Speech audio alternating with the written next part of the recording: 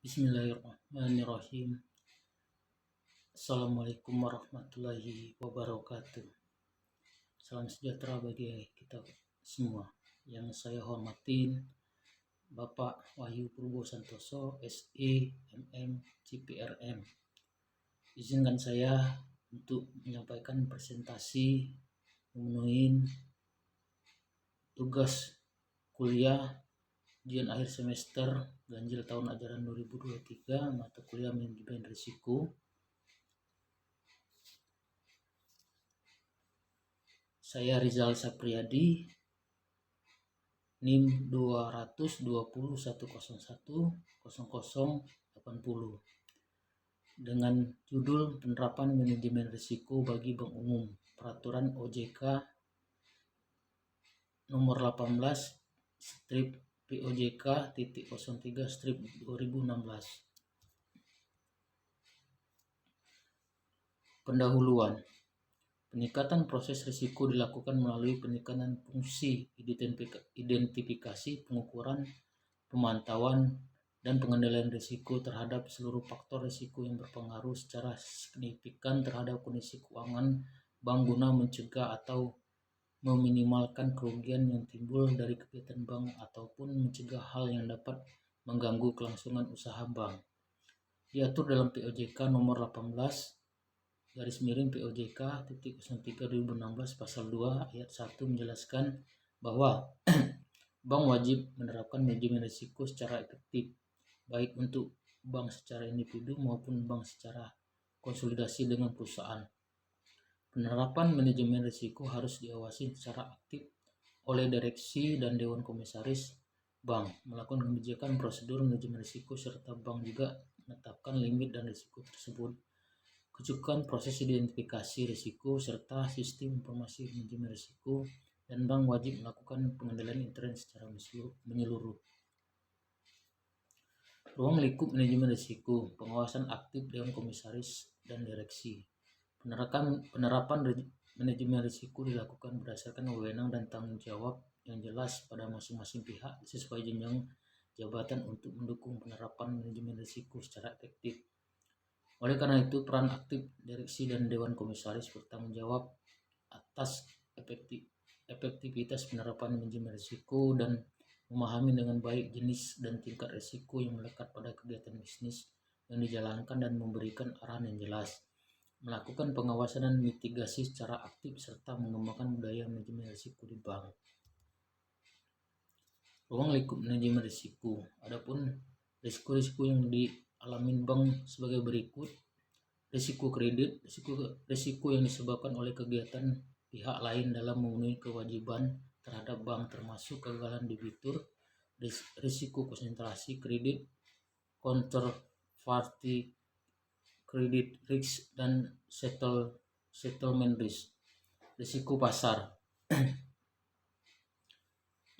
Risiko pada posisi neraca dan rekening administratif termasuk transaksi derivatif akibat perubahan secara keseluruhan dan kondisi pasar termasuk risiko perubahan harga option. Risiko likuiditas, risiko yang disebabkan akibat ketidakmampuan bank untuk memenuhi kewajiban jatuh tempo dari sumber pendanaan, arus kas, dan atau dari aset likuid berkualitas tinggi yang dapat diagungkan tanpa mengganggu aktivitas dan kondisi keuangan bank. Risiko operasional, risiko akibat ketidakcukupan dan atau tidak berfungsinya proses internal, kesalahan manusia, kegagalan sistem, atau adanya kewajiban eksternal yang mempengaruhi operasional bank. Risiko hukum, risiko yang ada akibat tuntutan hukum dan atau kelemahan aspek yuridis. Risiko reputasi, risiko yang terjadi akibat menurunnya nama baik bank, tingkat kepercayaan pemangku kepentingan stakeholder yang bersumber dari persepsi negatif terhadap pihak bank. Risiko strategik, risiko yang timbul akibat ketidaktepatan manajemen bank dalam mengambil atau melaksanakan keputusan strategik dan kegagalan dalam mengantisipasi perusahaan lingkungan bisnis. Risiko patuhan, risiko yang terjadi akibat bank tidak menjalankan atau tidak melakukan kegiatan operasional baik bank sesuai dengan peraturan pemerintah atau peraturan perbankan yang berlaku. 6 pilar arsitektur perbankan Indonesia digambarkan seperti ini. Aplikasi manajemen risiko, bank yang memiliki ukuran dan kompleksitas usaha yang tidak wajib menerapkan manajemen risiko untuk seluruh jenis risiko. Bank yang tidak memiliki ukuran dan kompleksitas usaha yang tinggi wajib menerapkan manajemen risiko sekurang-kurangnya 4 jenis risiko, yaitu risiko kredit, risiko pasar, risiko likuiditas, dan risiko operasional. Bank yang dianggap memiliki ukuran dan kompleksitas usaha tinggi antara lain apabila memenuhi salah satu kondisi sebagai berikut: bank memiliki aktiva sebesar 10 triliun, bank aktif secara internasional, bank memiliki 30 kantor cabang atau lebih, bank memiliki 150.000 nasabah atau lebih, bank memiliki tingkat keragaman yang tinggi dalam transaksi produk dan jasa. Proses manajemen risiko. 1. Identifikasi. Dalam rangka melaksanakan proses identifikasi risiko, bank melakukan analisis terhadap seluruh jenis risiko, terutama karakteristik risiko melekat dan risiko dari produk dan kegiatan usaha yang berpotensi merugikan bank. Identifikasi risiko bersifat proaktif. Identifikasi risiko dilakukan sesuai dengan karakteristik dan kompleksitas kegiatan usaha bank. 2. Pengukuran.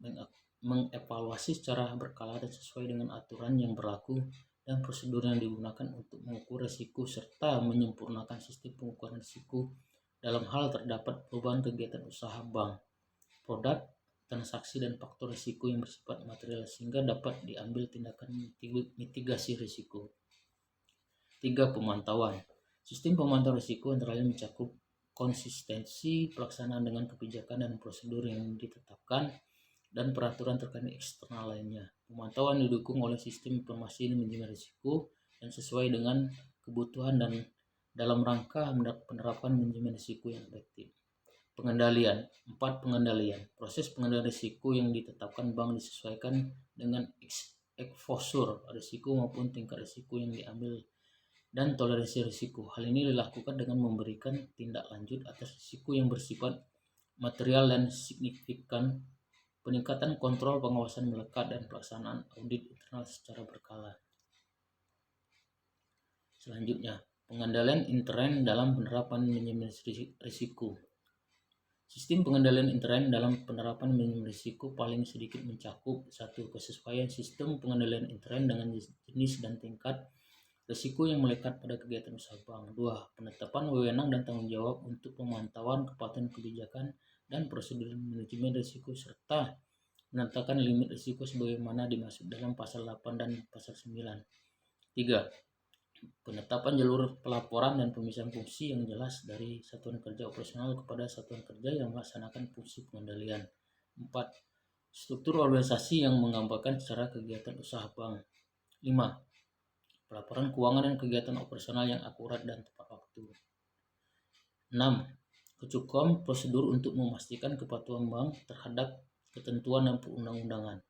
Kajian ulang yang efektif, independen, dan objektif terhadap prosedur penilaian kegiatan operasional bank.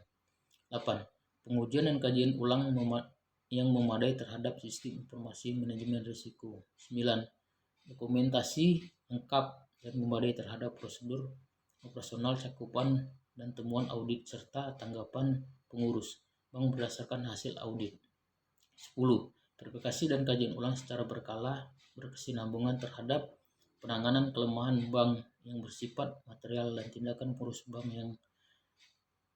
untuk memperbaiki penyimpangan yang terjadi. Selanjutnya, pemantauan dan pengendalian risiko.